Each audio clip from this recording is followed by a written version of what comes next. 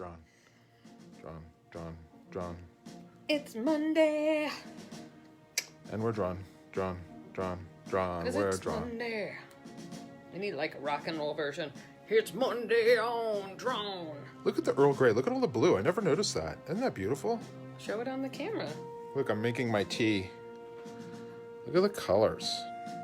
Look at the colors. That's such a nice... Is that Hello. like lavender? It must be lavender, isn't it? Yeah, but it's Earl Grey. Yeah, but I think it's a lavender Earl Grey. It's my favorite Earl Grey of all time. Hey, guys. It's Monday. It is the best Earl Grey. Hello, Lexi. Lexi in the house. Yes. And Ange is here. It's Angie. It's you and me. And we're drawn to fantasy. Let's back up so we can see this. See where we're at. With Ange and Tony. I saw somebody wrote some lyrics.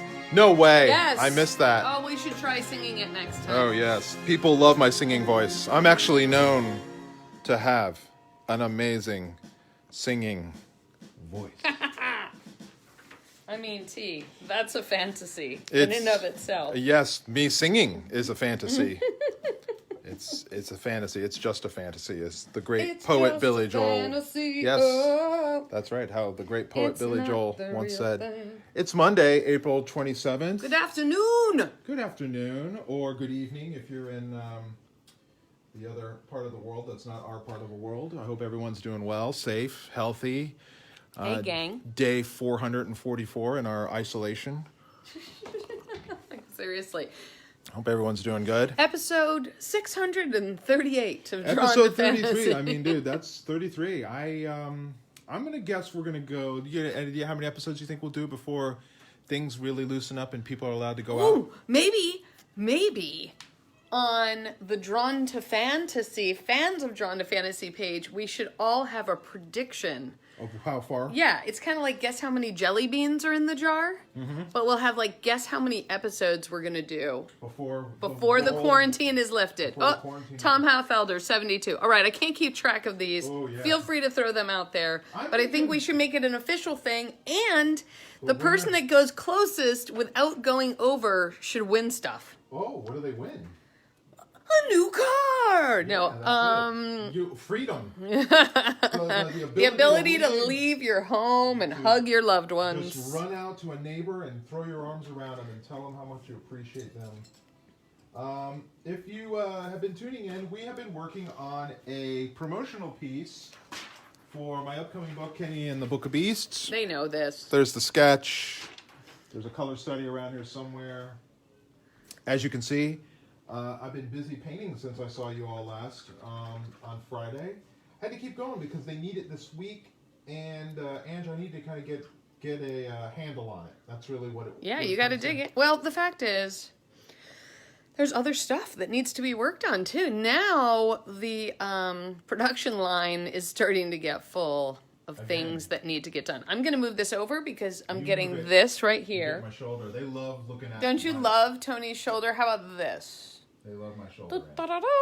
I'm going to zoom in so you guys can see. I'm Ba, gonna ba, put ba. yellow wash all over Dante right now. Sweet. Oh, the Bathe arm is him. still there. I'm gonna bathe him in golden light. Boom. Boom skis. Is that Got it? okay, guys? And Ange, Days in the USA or elsewhere? I don't know. I'm going to say how many days that we personally, just so, because I know different people started going into quarantine at different times. Yeah. So I will say, what day did we start? And really, we're American. I mean, we kind of, the whole world revolves around us in our minds, right? Oh, gosh. Come on now.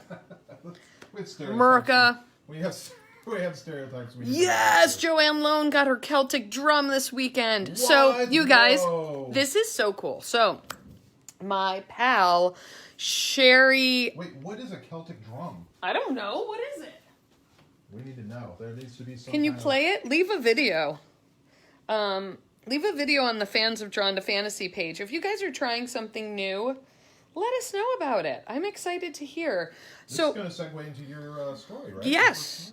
So you guys, you may or may not have known, I purchased a ukulele, which was delivered last week. On day one, I learned how to play Row, Row, Row Your Boat. I've learned a few chords. I'm pretty decent at 3 of them right now. 3 chords? 3 chords. I can play 3 chords. And you're learning C, a lot. G, and F. You're learning a lot of songs. You were figuring out SpongeBob over the weekend. Yeah, I want to play the SpongeBob theme. Finally, a little culture.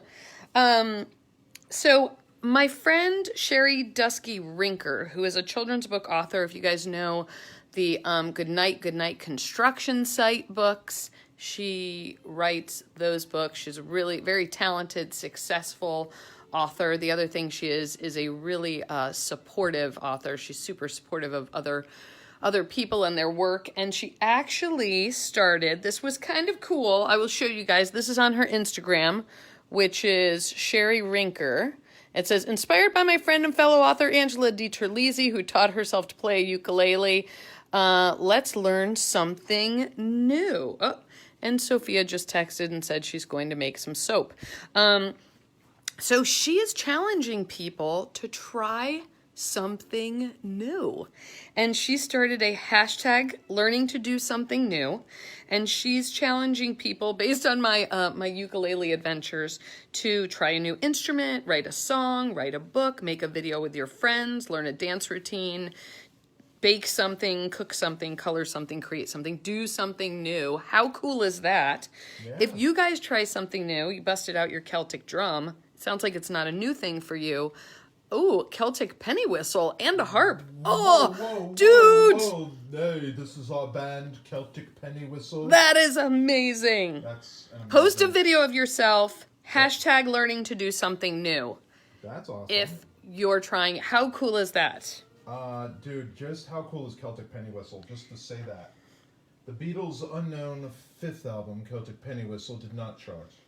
It did not fail to reach the charts. However, the devout followers insist that it is one of the band's most exploratory and audibly pleasing albums to date.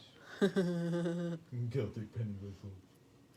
Celtic penny whistle. Celtic Oh, right. penny. You're learning to oil paint. Dude, yes. Wow, that that's a is tough one. awesome. That's good. Hashtag learning to do something new. Post it. Post a photo of whatever you guys are doing. He's not tuned in, but, you know, we often talk about some of our friends, and I got to say, I've been watching fellow children's book artist Dan Santat make a ukulele from Cardboard.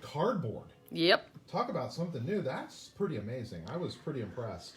Is Scott Fisher painting right now? You should get him to pop on in one of these. Maybe we'll do that on Instagram. Because I looked into it. Turns out you can't do the split screen thing where you have 2 people, which if you guys have been watching long enough, we remember we had a nice drive-by with Ian McKegg, who was the concept artist for the Star Wars films, among others, who I spoke to him afterwards, and he said he would love to join me on live and draw together. And I looked into it, and apparently Facebook Live used to do it, but no more. I'm not sure why, but Instagram does it very easily. All right, let's It's do it a on Instagram. split- Maybe after this today, we'll go on split screen, Instagram.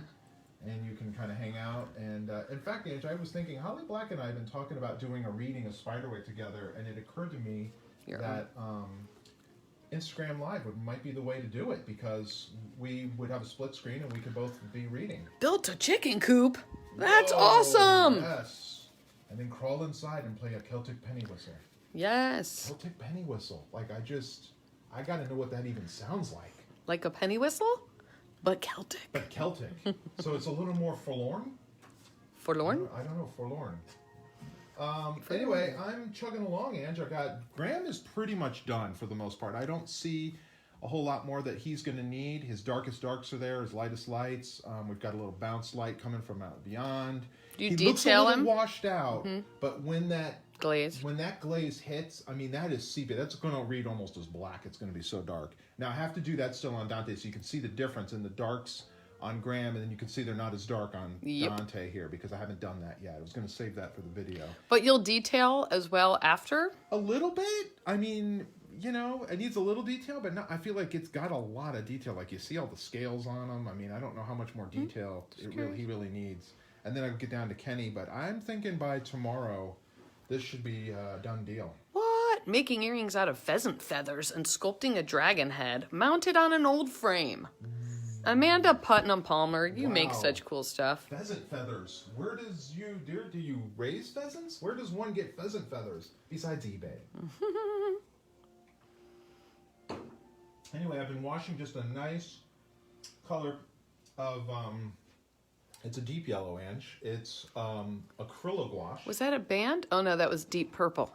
Oh yeah, but then deep yellow was their rival band, but they never quite made it. People weren't as excited about deep yellow as they were. Josh Sanders loves how this is coming out so far. Thank you, Josh. Proud to also report that I have been texting photos to the head of the marketing department at Simon Schuster, and she feels the same way. So that's always good to get a little pat on the head, make sure it's all progressing in the right direction.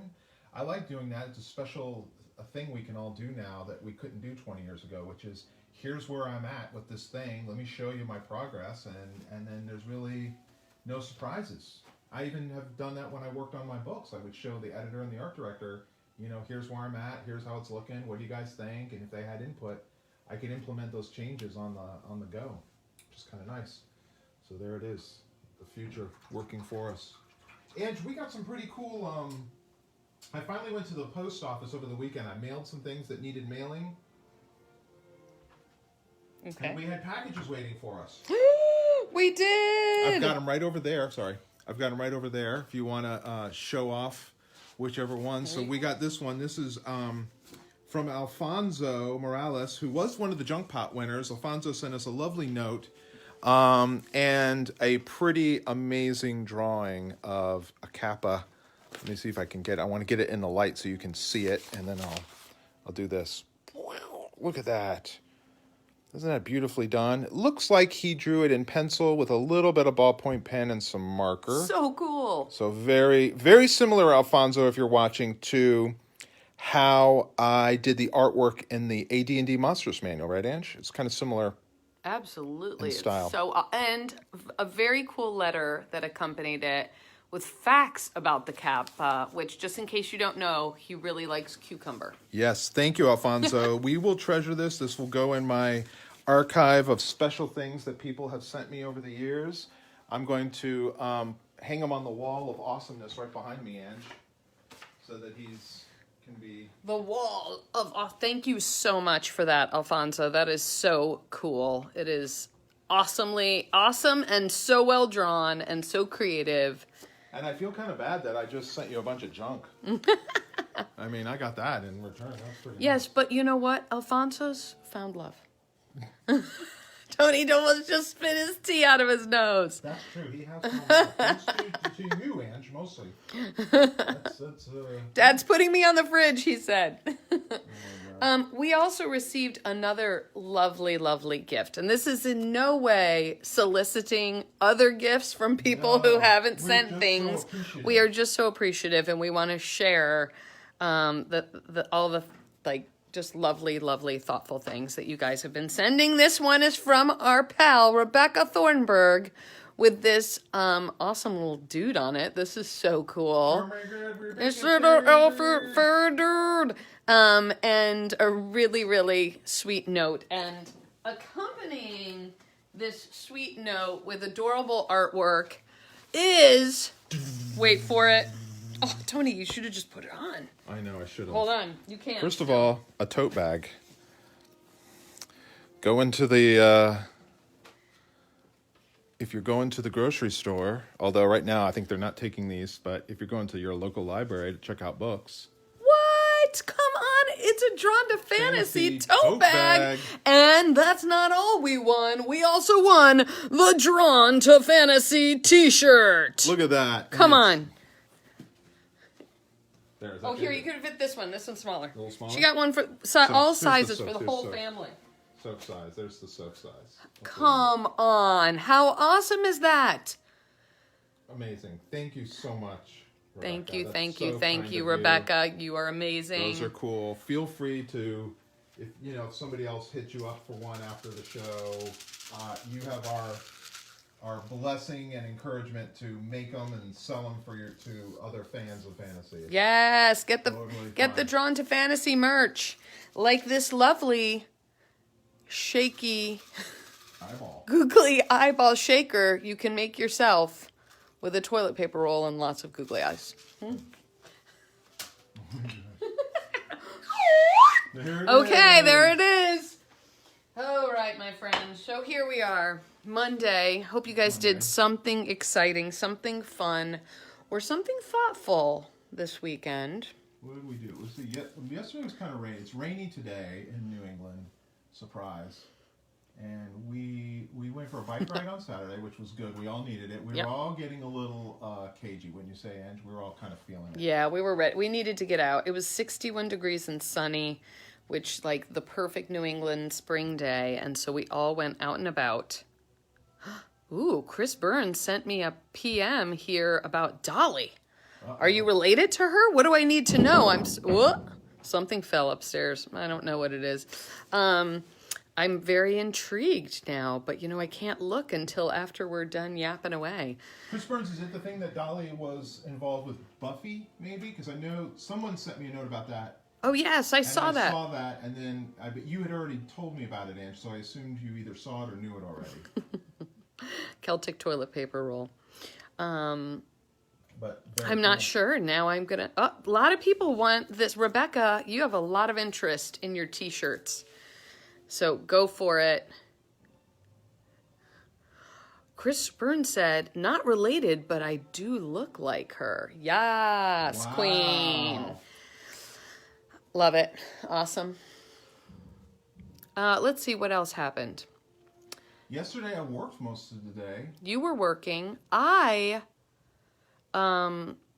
watched a short film created by a friend of ours who's actually a bookseller at Little Shop of Stories in Decatur, Georgia. The title is slightly adult, so it's not something I want to mention, but I was so blown away by this short film that was done with like no budget by our friend Madison Hatfield that I actually, which I will tell you I do not do very often, I sent it to our film and television agent.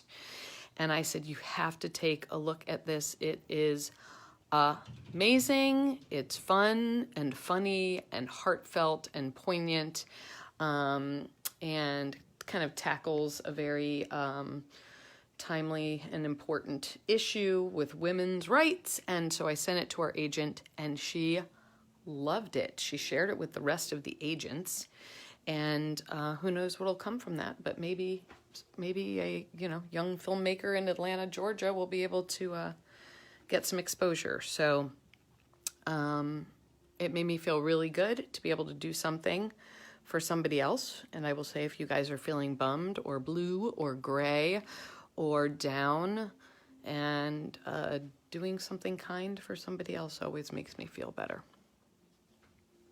I can post a link later. How about that? It's not that it's that adult. It's just I don't want to, we know there's families and stuff. I don't want to make anybody feel uncomfortable. But Jason Stone was working in the garden. Oh my goodness, doesn't that feel good? Like that. Yeah. I did a little Instagram live yesterday. Was completely unplanned. Just was in the mood I was down here painting anyway, and I don't go on Instagram live too often. We've done it a couple times, Ange. You and I have kind of hopped on there and answered questions and stuff like that. It was fine. It was great. It was good. There was some. You were hanging for like 3 hours. Yeah, it kept. Well, it has a limit. I'm wondering if Facebook has one too. We just have not. No, we've hit it. We've broken over an hour before. Yeah. It has a limit of an hour, which is fine. I think what's funny though is I would just keep talking, and I'm doing like what I'm doing now. Where I'm not looking at the phone at all. I want you guys to see this. What would happen is, boom. I'd be talking, answering somebody's question. I'd walk back and look at the phone, and it'd be like, your session has ended. An hour goes pretty quick when you're in the zone. Yeah, when you're babbling. But really some great questions. There was a really good question on self-publishing versus mainstream publishing, which was good. There's a couple other good ones. So I would encourage you guys today, if you've got any good questions, it led to some lively discussion. Lots of how do I break into the industry, which which was great. And you know what, Ange? Our friend. But were you feeling okay yesterday? Brett said he thought you were feeling a little down on your Instagram yesterday. No, I was quiet. It was actually a little closer to, I think, how I am when I'm working. I was a little more, it was rainy out. I was a little subdued, but I wasn't down. I think I wasn't there. You weren't there. So you weren't having like the conversation. No, I was literally, and I was talking like, you're right, Brett. I was kind of like, so I'm here hanging out, and I'm just painting today, and got some FM classics playing. It was very like, and people kept trying to like video chat with me, and I didn't want to do it, so I just said, I'm really sorry, like maybe next time we'll video chat. I just answering questions and painting, and that's only because I looked, like I'd crawl out of bed all day. And, You were focused. I was really focused, and look at what happened. Look at all the work you got done. Yeah, and we're kind of, we're not inauthentic right now, but we're on. I always try to drink a cup of tea or sometimes a cup of coffee before we do this, so I'm like lively. Yeah, because, the fact is, and I've seen some artists just work and they are not talking at all. I tried that. And they just have their camera on, which you could always do. I did, and I would look and I'd see there'd be some people, and then they'd all drop off. When they realized that I wasn't interacting, they left. So I thought, all right, I'll answer a few questions, and then, I kind of warmed up. You get amped from Ange. Oh, Alfonso said. Oh, yeah. Listen, Alfonso, you know the difference love makes. So I know you understand what happens when when the right person comes along, you just feel that spark, that energy. That's it, Alfonso. No, the cloud coffee is not still in the system. We need to make that again. What is that? Oh, that crazy coffee. Yeah. You two can do a fireside chat type of format. You think we should do a fireside chat? We could do that where you can see us. Yeah. That's fair. I'm the same teaching me versus offstage me. Yes. Yes. That's what it was yesterday. Same thing. You do school events, when we go. And I wouldn't say we're like that. It's not like we're at that. We're not like at 11, like when we go out and do events. But we want to... we don't want you to be bored. Yeah, it's bad enough you're watching me paint. It's like watching paint dry. Literally. You've watched me paint grass growing with paint drying. So, yeah, I think we just try to liven it up a little bit when we do our thing. Yeah. It's a little elevated. So hopefully you find this as entertaining as I do. But you can see now it's really popping. Tony's not wearing a cardigan today, believe it or not. I'm wearing a hoodie. He's wearing a hoodie, which is basically a cardigan, but made out of a different fabric, I guess. Yeah. It's cotton instead of wool, right? Yeah. A little lighter.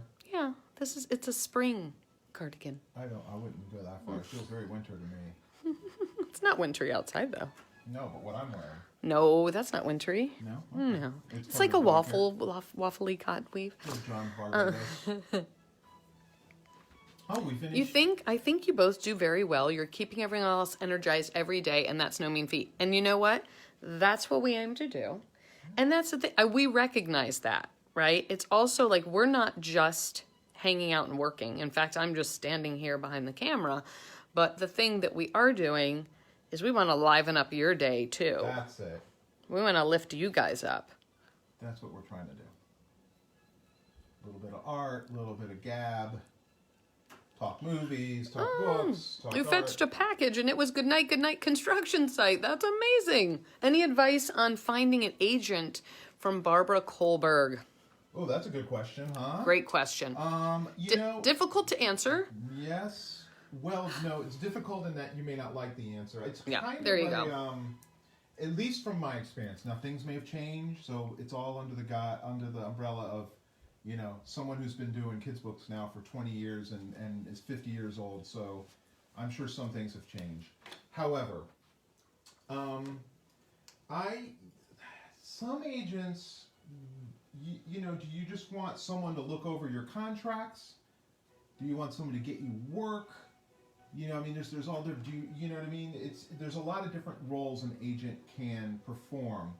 Early on in your career, when you're signing up your first few books, there's not a whole lot of wiggle room you're going to get on your contract. There's not some secret thing you're going to be able to score that you couldn't, that if you had an agent you would have been able to get. And unless you are the rare anomaly, and those are rare. But if you're just a person who's like, I want to do kids books, I've got a publisher who's interested in me, your best bet in those early years and those early contracts, because it's not going to be a lot of money, whether you're writing or illustrating, is to just have an attorney, an entertainment attorney or a literary attorney look it over for you. And I think probably a quick Google will help you find one of those types of folks. And then and they can explain some of the legalese to you, so you know what you're signing away. But money-wise, it's not like a literary agent is going to get you something that you didn't have. And so that said, except submissions. Now, if you are looking to get published and you need the agent to get you published, here's where it gets tricky. Unless you really show a lot of promise, you really are exceptionally above and beyond what the average novice author illustrator is doing, most agents are going to be reluctant to take you because you're a risk. You're a high risk. You're unproven. They don't know if you're going to sell. They don't know how you are to work with others. They don't know if publishers are going to respond to you. There's a lot of big variables when you're first getting started. So what I've noticed is that the big agents and the established agents will often are more interested in a talent once the talent has become somewhat established. So in some ways, you almost have to kind of do some of the heavy work and pay your dues before an agent of real magnitude is going to be interested in working with you. That's been my experience. Now, I don't know, it may have changed. There may be agencies that are all about first-time talent. I would, again, like a broken record, defer you to the Society of Children's Book Writers and Illustrators, because they probably have a lot to say about that. But that's my general thoughts on trying to find an agent. And so I really held out. I didn't have an agent. I used a literary or entertainment attorney for quite a few of my contracts. And here's the thing, an entertainment attorney in general, again in my experience, they charge a flat fee, so they're not taking a percentage, where an agent's going to take a percentage. Well, yes, your agents will take a percentage. Usually standard is about 15%. Yeah. So, and also, yes, looking for younger agents who are looking for clients, as you said, Kate Blair Wheeler is also a great opportunity, because what'll happen is new agents need to start building their cache of talent. Yep. And so a lot of agents will say, and you can usually find on websites, like, these are agents looking for submissions. Yeah. And they will take submissions. Yeah. And they will say, I am looking for this. I like supernatural fantasy. I like anthropomorphic animals in picture books. I like nonfiction, diverse character. There's a whole thing of what they're looking for. Yeah. And so it's really about, a lot of it, frankly, is research. And it is looking online and finding a lot of information out there. For example, certain editors just publish certain types of books. So you might have your kind of dream list of editors that you want to work with. And that's always great to just have a grasp on, don't send a picture book editor a young adult manuscript. It's probably not what they're looking for. Yeah, they're probably not going to respond. Yeah. But that artist reps take 25%. Yeah, they can. Especially when you're starting out. Yeah. Yeah. Again, I'm sure a lot of this stuff. The industry has exploded so much from when we started in the wake of phenomenon level books like Harry Potter and Hunger Games and Lemony Snicket. Ooh, we're going up. Can I show them what you're doing here? I'm going to scoot it back. Yeah. Oh, it's underneath the little mat, which you're on. You can you can probably do that. Just unwire it, then you can move the tripod. Yeah. I'm sure the phone's that. Yeah, do you see what I'm doing? Oh, so just take this out of here? No, I was undoing the wire so you can lift the Oh, yes, I see what you're saying. Unplug that. Boom. Boop, boop, boop. Hold on. We're trying to move. Okay, I just want you guys to see I'm using a tripod. I just walked into a box. So you can see what the setup is looking like here. Sorry to make you guys seasick here. but at least you can see that way of what T is. I'll move closer, but you can see kind of what Tony's setup is looking like. A lot of people will be like, what's the setup look like? So you guys saw him do all the drawing at the drawing board to his right, and now he is set up in front of the easel. No problem, Barbara. Happy to help out. And I'm rising it so that I'm To reconnect. Up and it popped out, and now we're back.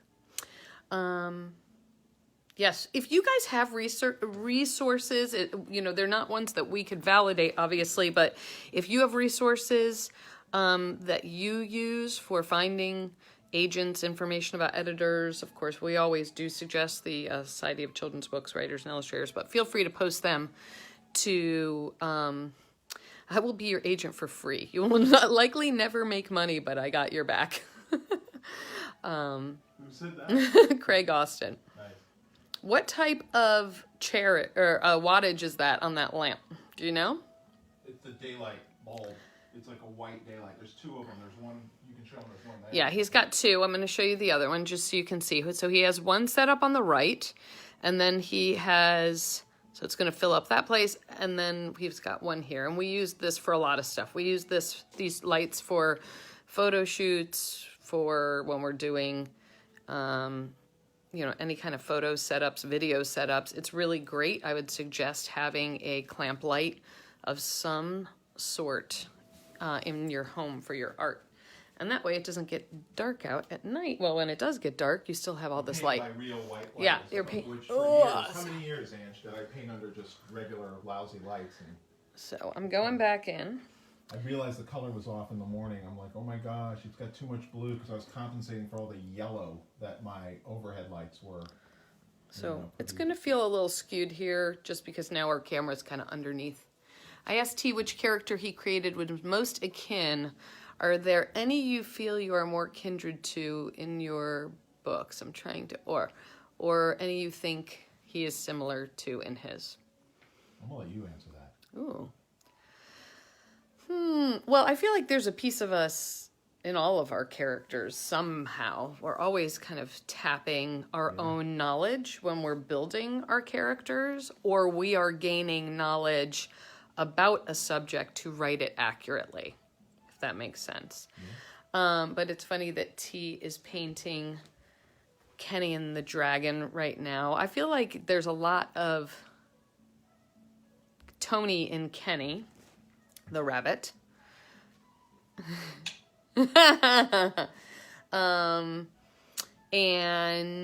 I'm trying to think some of your other books. I think there's always pieces, right? There's a lot of Sophia in Eva 9 in The Search for Wondla. She's just really this kind of brave, bold, strong female protagonist.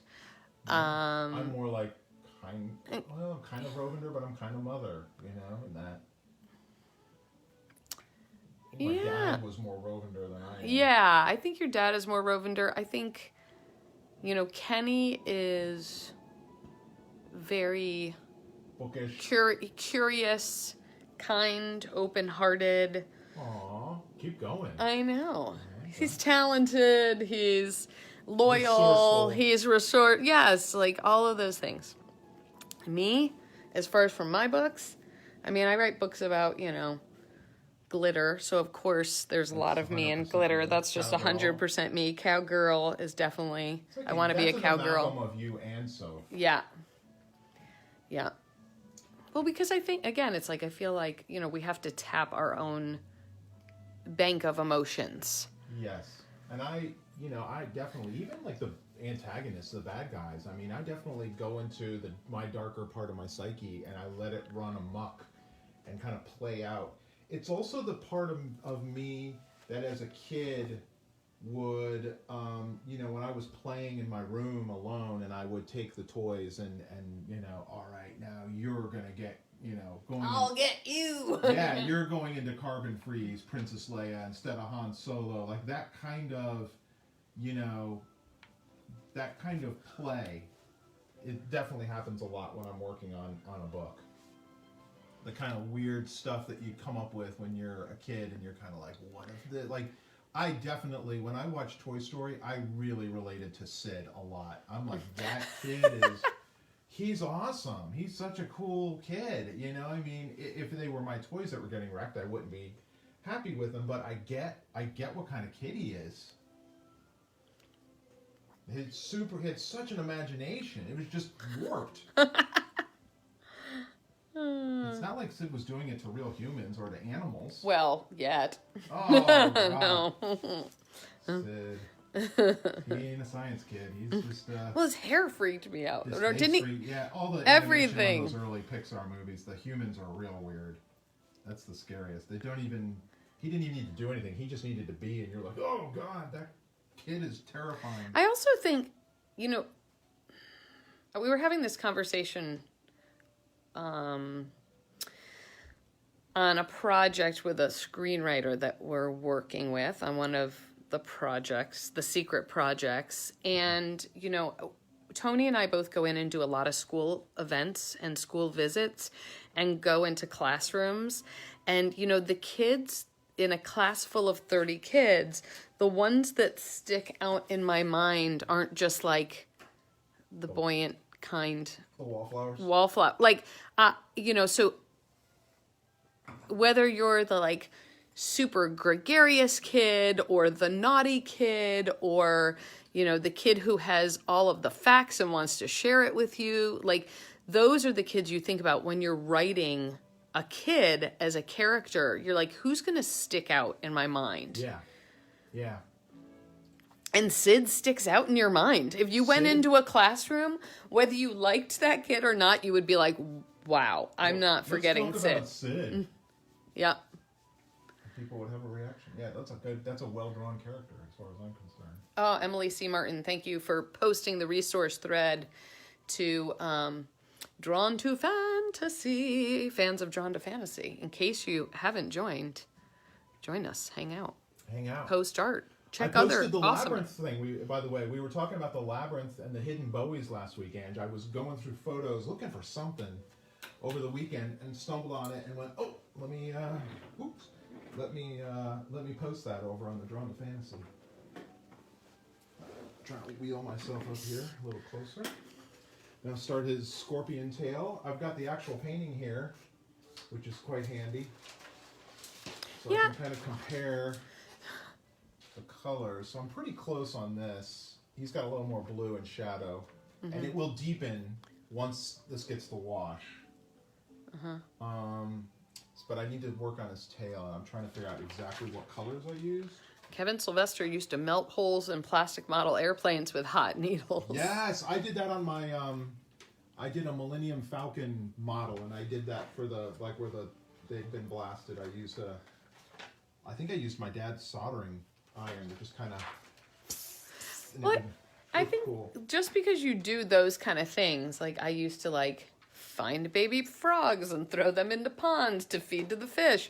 It doesn't mean that you're an evil kid. It's just when you're a kid, you're not in control of your own destiny so often. You know, it's always the adults who are the ones in charge and the ones making decisions. So when you're a kid, you find and make the opportunities to be in control of things. And sometimes that, you know, it can be dark. It's a little dark. It can be dark.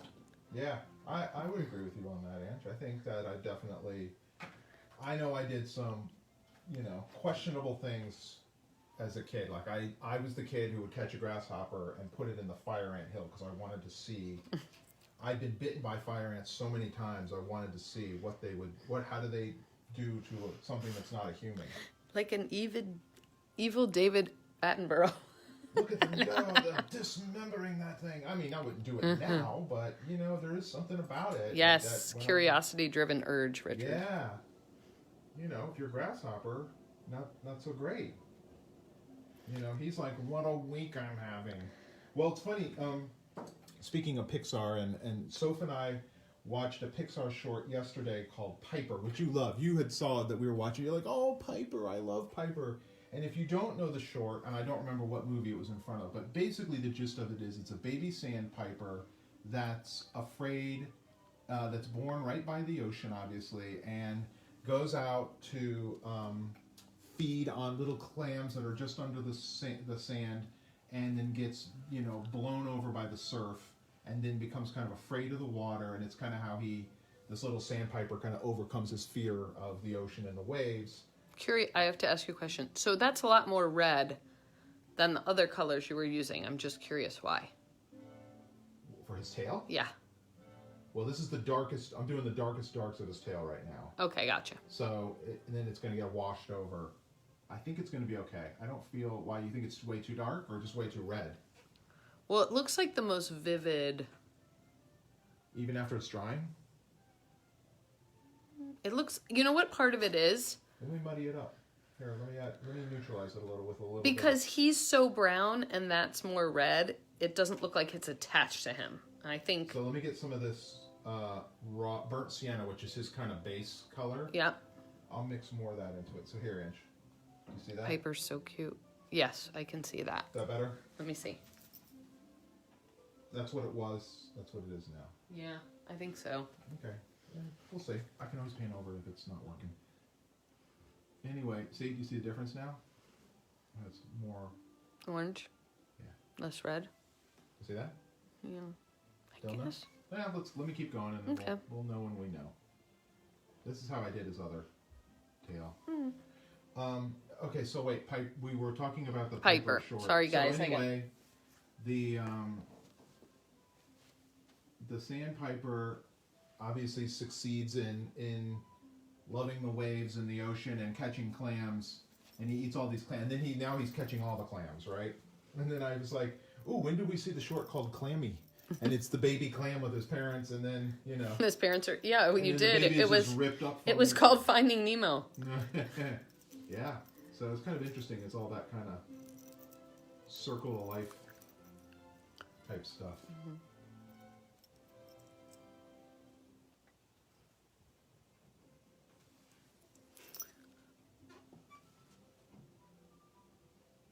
I like this music. Yeah, peaceful. Any other questions while we're Yeah. I think that looks quiet better. today, I think huh? that looks better, T.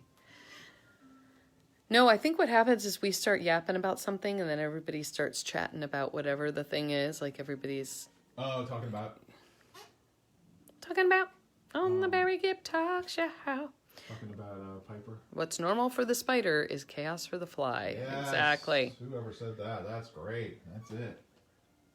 Oh gosh, Tom Halfelder fell into his first pile of fire ants the day he moved to Florida. Woof. I got nailed pretty bad at one point too, Tom, so I'm feeling your pain. We were visiting a family. We were at a family reunion. I was probably in middle school, Tom, and we were in Texas or Missouri or somewhere out in the West, and those fire ants are a different breed than what's in Florida. I mean, the ones in Florida are bad, but the ones out there, and my whole leg was covered, Ange, like literally. Like, Oh gosh. Oh, it was That's pretty horrible. bad, yeah. One time, so when T and I both grew up in our formative years in Florida, and when we first met, I had moved into Tony's apartment that he had. I was 20, he was 24, and we moved in together, and a flood came to Jupiter, Florida. Crazy. It was super rainy. Nuts. And so people started evacuating our neighborhood. You couldn't drive through the streets. You could only, there were people jet skiing and canoeing down the roads. It was unbelievable. Yeah, I've never seen anything like that. Even in all the hurricanes we've been in, the ground was just soaked, and then we were just getting unrelenting rains. And so we had to evacuate our apartment because we could see the water starting to rise and coming closer and closer to the house, and you couldn't the apartment. you had left for work, and by the time you got out in the evening, you couldn't get the car anywhere close to the apartment. No, so your dad had to come get you in his Jeep that he had at the time. Or no, I'm sorry, the Ford Explorer that he had at the time. And so he had to come and pick you up. But I remember you telling me... Well, we had a drainage canal nearby, and I realized I was going to have to cross it. There was a straight shot. If I cross this drainage canal, it was just straight up the berm to where my dad was. Otherwise, it was a really long walk through the neighborhood, and it would be much wetter. Josh, it was like, it was hurricane season, but on top, it was like nothing we had ever been in. It was it was a lot of flooding. And strange. It was weird. Anyway, I know where you're going with this. So Yes. I get into the water. Yes, Jupiter. Angel knows all about it. She was in Jupiter Farms, but she stayed at a friend's house near the beach, and her car flooded. It was crazy. It was a really weird. I remember that. So strange. Anyway, I remember, like, I put on junky clothes, like a bathing suit or something, and I've got dry clothes in like a Publix shopping bag to keep them dry, and I wade in, and next to me is just this raft.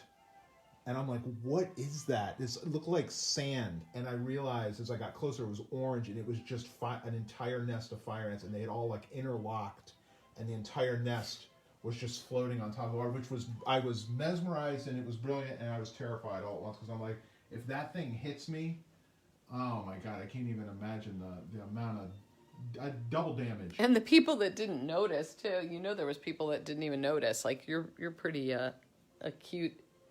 Sense. Observing, observing. Looking, whoa, what's that? That looks new and weird, and oh my God. What's that? Fascinating. Oh.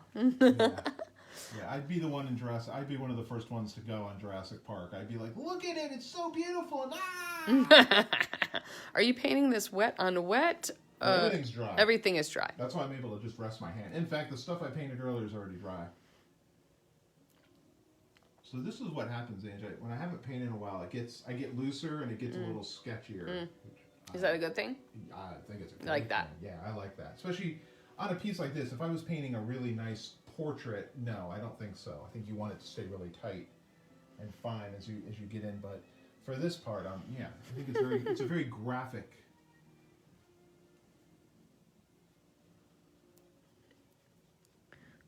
See, everybody's talking about their fire ant stories. It's crazy. Fire ants. Ow, it's crazy that something so tiny, like a bite from something so small, can be so painful. That's right. Let's eat it. No, that's a honeypot ant. David Attenborough. Yeah, you tried. Speaking of David Attenborough, you tried the Nature is Strange. We tried that on. Oh yeah, there's a new absurd nature show on Netflix that we tried watching. I was all excited. So I saw the trailer and I thought, Tony's going to love this. I was very excited.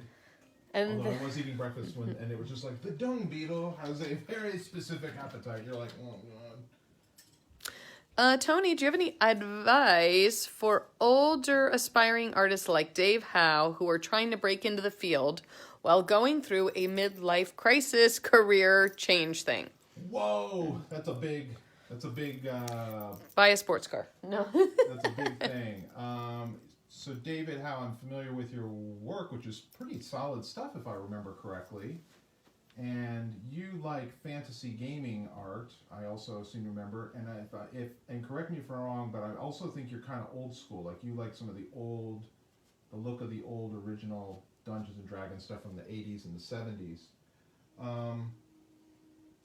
I think if you're having a midlife crisis and you're evaluating your life and thinking about things that you would have, could have, should have done, then go do them. The worst thing that can happen is someone can say, no. But the best, I think it's just how tenacious are you? How badly do you want it? And I think also, we were talking a little bit about this on the Instagram thing over the weekend, is like, how do you define success? Like, if you could just if you want to be a fantasy illustrator, is by definition for you, does that mean you're painting Magic the Gathering cards and Magic the Gathering cards only? Or are you just getting to paint this stuff and getting paid for it? Because there's a big difference in that definition of success. And I have to say, when I got started, the thought that I could just get paid to paint all the stuff that I loved drawing and painting anyway was the big win for me. That if I could make a living at it, that would be amazing. And, I've kind of held on to that, and I'm very thankful for that. But it's kind of going about having realistic expectations and then figuring out how to go about achieving those. And so if you're like, you know, I'm midlifing and I really feel like I need, you know, my calling was to do art, and you don't feel like you're good enough, I mean, I think there's plenty of online stuff that would help improve you, improve your technical skills by, you know, teaching you how to maybe draw certain things or see things a certain way. But I also think that you just have to go for it. And I think in that field, there's so much opportunity in fantasy and gaming, because it's enjoying such an incredible renaissance right now. So you've got Kickstarter games that are using graphics. You've got little tiny tabletops. You've got big companies, and you know, I think you, if I recall your work being pretty strong and showing a lot of promise. So I think I suspect you are your own worst enemy, and that's okay, unless it's inhibiting you from actually going for it. And if someone says it's not for us, then it's not for them, and you move on. Here's the other thing I want to say to you, David Howe, because I'm looking at your page right now. Let me see. I want to make sure I'm thinking of the same. Well, David Howe in Connecticut? As I'm scrolling through... Yeah, I recognize him. So as I'm scrolling through David Howe, who wants to make... It is fantasy stuff? It's like D&D? But as I'm scrolling through your page, and this is just a note that I'm going to make, think of yourself, and this is for everyone, right? In what you're doing. And I don't know if you have a specific page for your artwork, but I think it's something to consider, because even as I'm scrolling through your social media, I'm not seeing a repository of just your art, period. Like, I'm not seeing your art. And I think that's a really important thing to remember, because that is how people are going to be able to identify your work. And see it. And see it. Be able to see it. Right? So I think that's something for you to keep in mind. Maybe that's starting at David Howe illustration page separately. Instagram You know, feed, whatever your Instagram, but social media is really, really, really important, especially for visual artists, to just immediately be able to get your work out there. That's like the first go-to. Yeah, I think you've got an Instagram feed that is solely dedicated to your art only. No personal photos, really. Yeah. So you can send people right to your art directly. Because right now, if I am Facebook stalking, I will tell you, if you tell me you want to be an artist, the first thing I'm going to go do is look at your page and I don't see art. Well, how do I know what your art looks like? Yeah. That's my 2 cents. Yeah, I think it's good. That might have even been almost 50 cents, Ange. I'm not going to lie. I feel Like chicken tonight? like chicken tonight. What are we having for... I think we're going to have taco night. Tacos! You know, I know people are all about Taco Tuesday, but really, there's no specific day of the week. Yeah, because if you do tacos, then we can do Mojito Monday. And that's, you know, that's something. Yeah. Is the tail too red, Ange? It is. Yeah, well, let it dry, and then let me put some coats. But the only reason I say that is because I was looking at the original painting. I was stalking on your original painting. Yeah. And this is... I love the way the tail looks, but this is tonally much Closer. more Yeah, but I close. need to brush that in. And I think once I brush that in, some of this tawny, rusty color, it'll bring it a little closer. Tacos are timeless, guys. I They agree. really are. I gotta let that dry though. I'm gonna have to, Michael Harbour, Andrew's gonna have to start charging for this. Well, it's also what I do. I did agent for a while. I was agenting our friend Scott Fisher. And even now, I'll get listen, here's the deal. Here's the deal, Tony. That tail's too red. That's what you do. Now, I would normally use my hairdryer to move things along, but my hairdryer is too far away. I don't think it'll reach.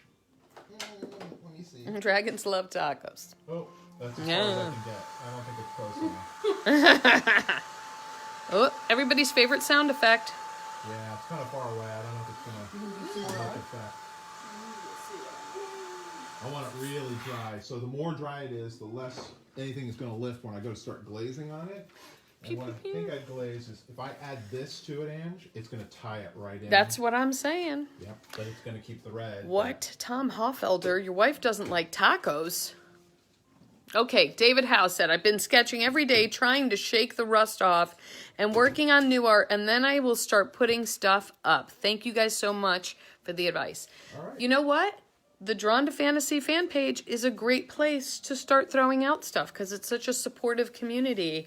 Yeah. And I think everybody's got, everybody's always going to have an opinion, but I do think that it's nice to be able to share it in a safe forum where you feel comfortable sharing your work. Yes, but you have to remember, this is for anybody who's thinking about this.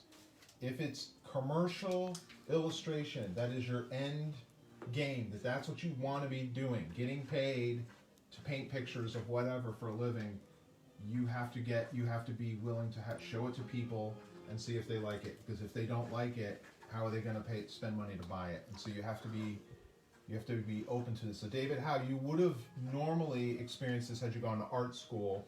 Certain art schools really are all about the critique. It's really about thickening your skin and getting you ready for rejection and critique by critiquing. And so here's how we did it in my art school. We would all pin our artwork on the bulletin board, and then the teacher would pick a student, and then you'd pick a piece that you'd have to critique, and you'd go up and you'd say, here's what I really like about it. And then you'd go, Yep. Here's what I think could use improving. And some teachers were very kind and gentle with their critiques, and some were hard and horrible, just harsh. And they would draw all over your art, some of them would rip it off the wall. There was one that had applications for like the local restaurant that was like, maybe you should just go do this because you're not taking it seriously. Dang. There were tears, but the whole point of that is to thicken your skin up, because you need to be able to deal with rejection and Defend your work. You defend your work and or Listen to listen criticism. to it, accept it, and then figure out ways to address it. Yeah, it still stings when I Yeah. share a manuscript with my editor and maybe she doesn't love it, or maybe she's got some pretty harsh feedback. But you always have to ask yourself, where is the criticism coming from? If it's someone on your team, they just want you to create the best work possible. If it's Yes. people that you trust and who Yeah. believe in you, Yeah. and I might not like hearing it. Tony might not like hearing my feedback sometimes, but he listens to it. He takes it sometimes. He leaves it sometimes. Yeah. So let's see. Kevin Sylvester said, one of the best bits of advice I got was prep mailers. Postcards can be sent to art directors with your best stuff. I agree with that completely. Yeah. We very often in our art directors' offices at publishing houses see postcards up All over their bulletin all board. over their bulletin boards. And sometimes those postcards will be up there for years before that art director finds the right project to pair with that artist. I can totally add to that. When I was getting started and was making the rounds, now granted we lived in New York, but I would go and I'd meet with different art directors. And I remember the art director, Dave Stevenson from Del Rey Books. And Dave was just a lovely guy. He was very familiar with my work. He's like, yours is very different than the work we generally use, but I love it. He's like, I almost wish like we were re-illustrating The Hobbit, because you'd be so good for something like that, because it's got such a fairy tale quality to it. And he didn't call me for years. And then when he called me, he goes, do you remember what I said about The Hobbit? Well, we're repackaging Tolkien's books in the wake of the Lord of the Rings release. Would you be willing to illustrate the cover for Unfinished Tales? And so there it was. It took literally that conversation had gone on years prior to, and then he finally, he had never forgotten. He knew I was the guy. Yeah. And I would probably send him little postcards of paintings from time to time. And that's Modern Postcard or wherever you want to go to get your postcards made. They're cheap now. Yep. Postcards made for next to nothing. So Well, I mean, James Jean is a fantastic illustrator. If you guys don't know his stuff, we knew it, and we walked into our art director at Simon Schuster's office, and she had one of his postcards up on her wall, and she said, I'm just waiting to find the right project for him. And in that case, and she almost did. waited too long because she got him, and within a year, he just blew up. Yeah. So she wasn't the only one sitting there looking at his samples. They were clearly being looked at by others. I feel like this is the David Howe show today. We're here for you, David. He sent a portfolio to Dragon Magazine after art school and got a rejection letter and didn't handle it well. Yeah, When I found that letter years later, it was full of great criticism and advice. Yeah. See, there it is. Yep. Listen, I was so emboldened, I went to the offices of Rolling Stone magazine to drop off my portfolio in the early 90s when they were still, A, publishing a magazine like that, and B, using a lot of art. And I thought, I could do art for them. Like, how like crazy is that, just thinking that fearlessness. And the art director came out and looked at my stuff and said, you're talented, but you're not right for the magazine. Good luck. There you go. There it was. I still have that somewhere. Boom in your face. Yeah, pretty much. Boom in your face. Boom in your face, so said. Boom in your face. Yeah, that's stuck. I probably still have that somewhere around here, that submission rejection. So Yeah, don't just look for the people who are telling you how awesome you are. Yes, don't. You know. You have your mom for that. Exactly. One of the best pieces of advice I got from you guys, and no means just not yet. Yeah, There you go. that's it. It can really be about timing. And you know what? It's okay if someone says you have to get better. Yeah. That's real feedback too. If you're an artist, you have to get better. You have to draw people that look like people. You should go do life drawing. Yeah. You need more action in your work. You need more storytelling in your work. There's a lot of feedback that you can get. It is all subjective, but if the foundation stuff isn't there, well, you need to revisit that. Yeah, and you got to remember, an art director, especially if it's by some thing that you respect, they're looking at hundreds of art, so they know. They know what they're talking about. They're looking at it all day.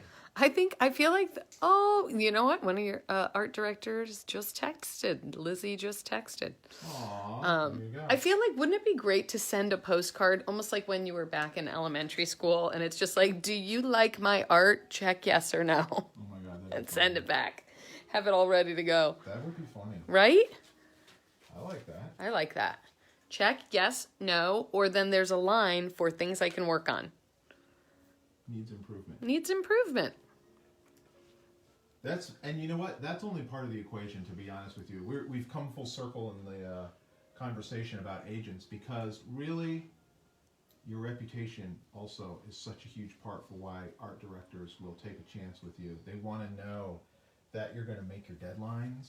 So guess what? If you do get emailed, respond immediately. They want to know you can take feedback. Sometimes that's their first thing, is like, let me criticize it and see if they'll actually respond and change it.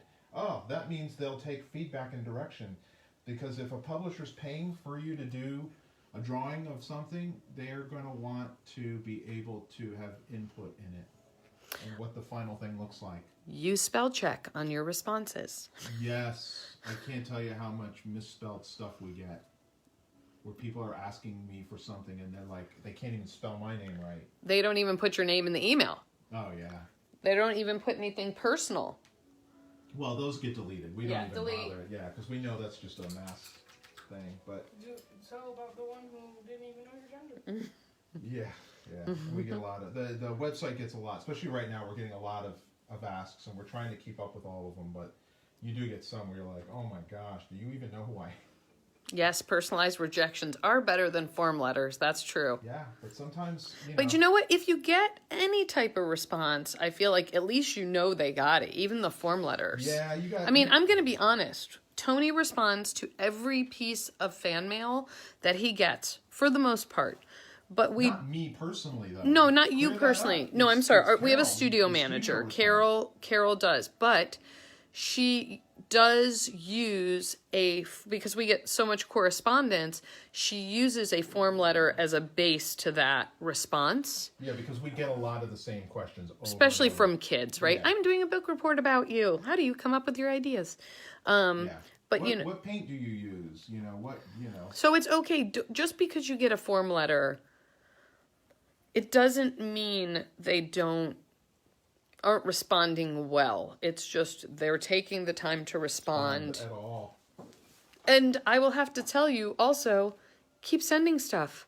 Yeah. What didn't work this month might work next month or in 3 months or in a year. You have to, if you really want to do it. Be relentless. It took me a year to get into working at Saturday Night Live, of me calling every month, and then every week, until someone called in sick one day and they asked me to come work. Yeah, Persistence is everything. Yeah, it paid off. It paid off. Yeah. And all the art directors we know are overworked and underpaid. They have, their days are so long with the work they have to get done. How did they respond? How did they even have time to write a personalized letter? I don't even know how they can have time to do that, because they don't have that kind of time. When I tell you they're there till 6 o'clock every night at Simon & Schuster, they're there till 6 o'clock every night. Oh. I'm not quite sure what that is. I know it's an earplug. And it's blood offerings. No, that's blood, and those T-Dog in the place to be is swinging on the mic so easily. I can't wait to open it. She wanted to open it now? You want me to open it now? Okay. What did I do at Saturday Night Live? I worked as a makeup artist at Saturday Night Live. I was Molly Shannon's makeup artist.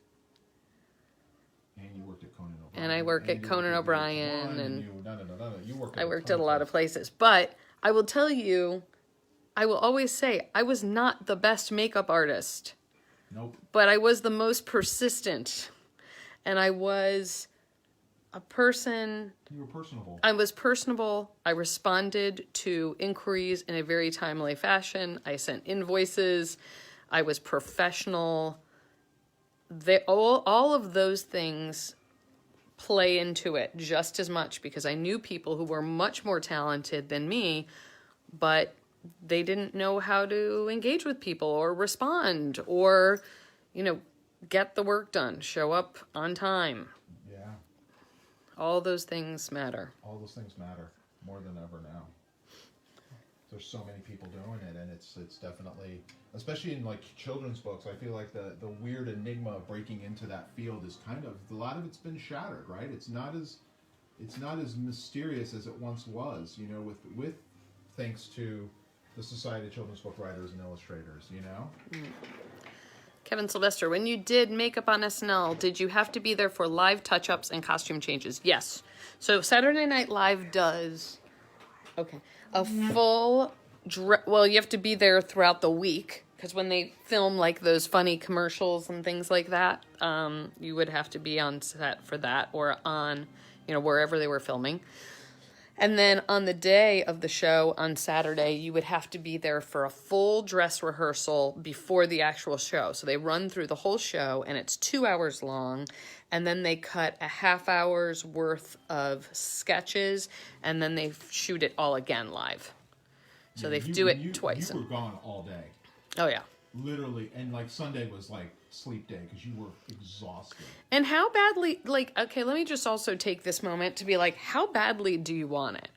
Because most of the people that I know who are busting their butt in their industry, and I will tell you, there is a difference between wanting to be a musician and wanting to be a rock star. Do you want to be a musician in your field or a rock star in your field? Do you want to be an illustrator, or are you looking to be a rock star illustrator? Because being a rock star illustrator requires a lot of work and a lot of time and a lot of energy.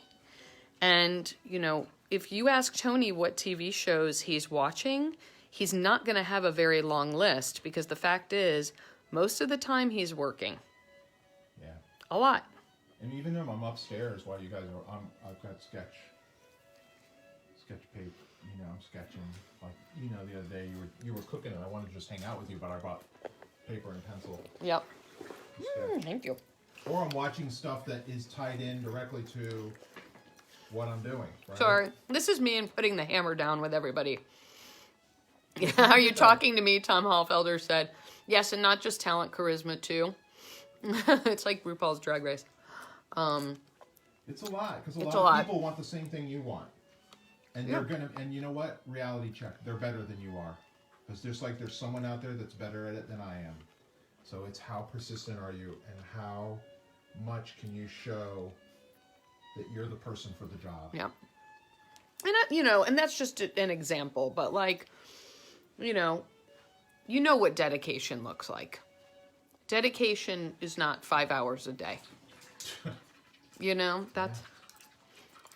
It's, you know what? It was Sunday, and I got to come down here and get this thing done because it's due on Tuesday. That's right.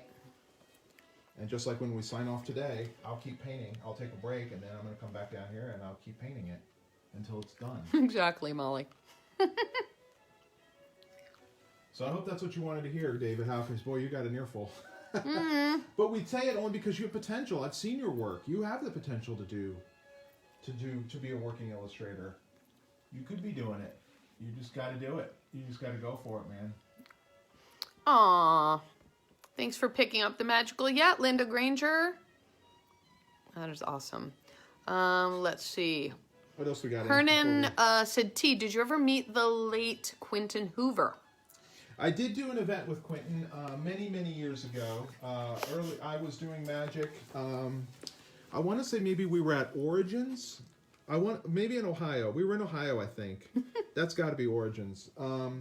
Quentin and I did an event, and we signed together. I think I've got a photo of it. He was my, don't tell anybody, but he was my favorite of those, first generation magic artists.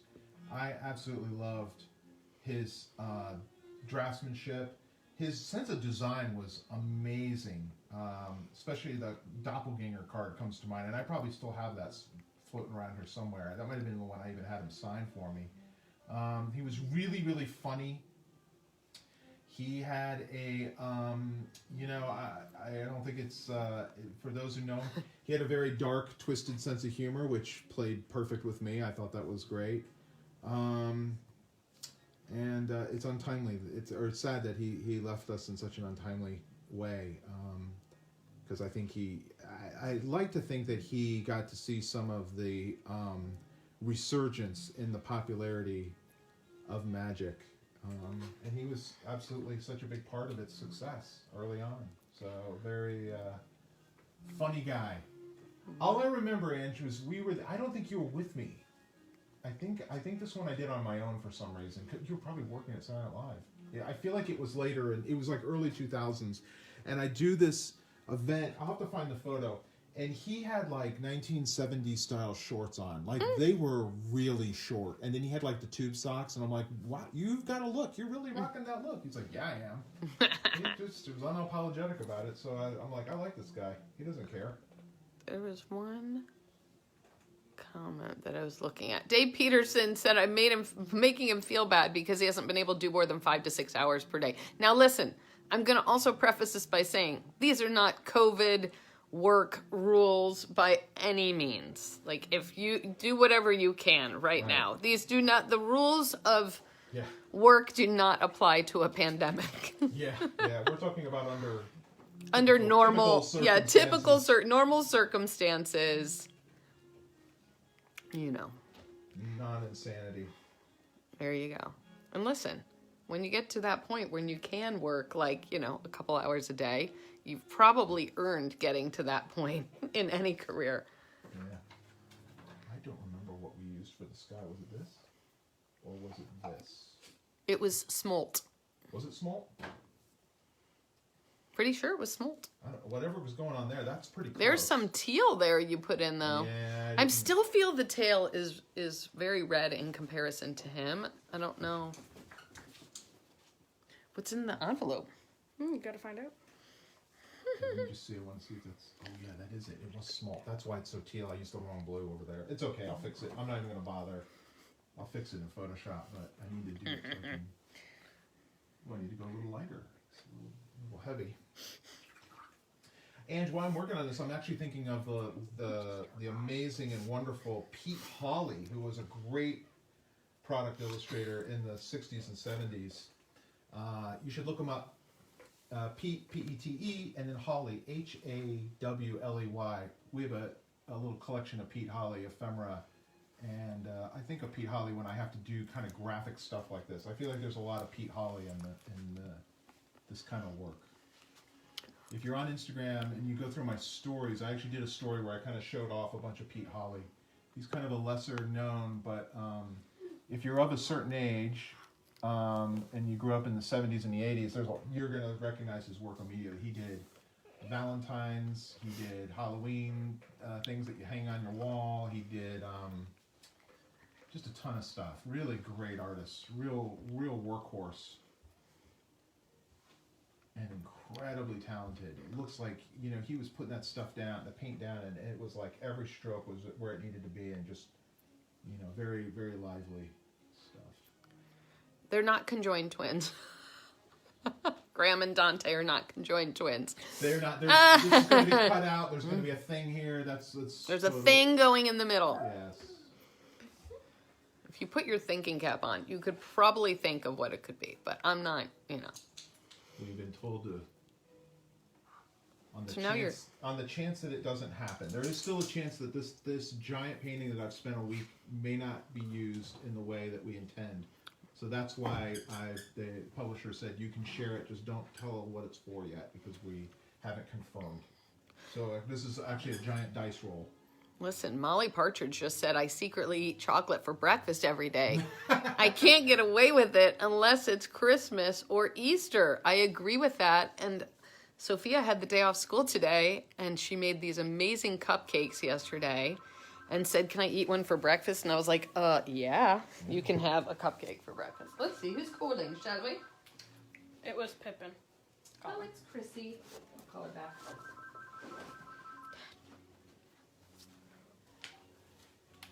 Jello. Open. Nothing. Are you around for a little bit? We're doing I'm almost done, and then Ange can pick a junk pot winner. I didn't even know. Soph wants me to open up her secret message. Once I finish this, Soph, because this paint here is drying, and I want to use it all up before it's gone. That was Chrissy, no. And she was like, wait, you're still on? It's 4:18. Oh, is it really? We had no idea. You should pick the junk pot Oh my winner. gosh, we got to pick the junk And pot Tom winner. sent us an outro that we can now use. It's very professional. Oh, he's won. Soph's helping me choose a winner today. Ooh, nice.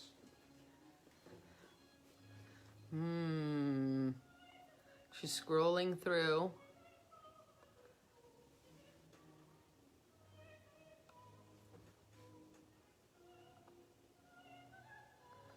Oh, okay. You like that name? Let's see. Let me Got look. one? Hold on, I gotta make sure. Can I have Here's the list? She's found one. This is Sophia picked. Ooh. She has not won before. Ooh. It is a she. Ooh.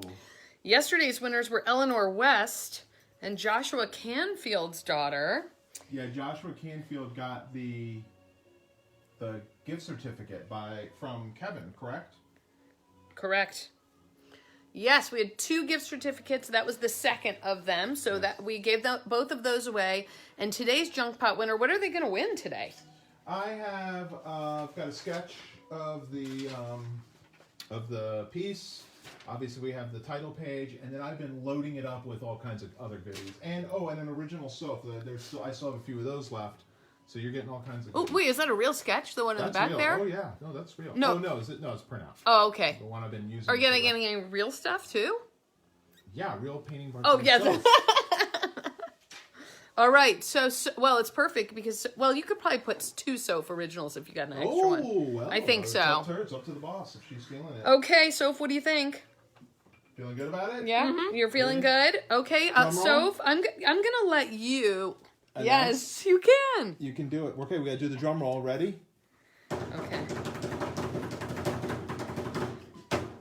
Dorothy Allen Tarver.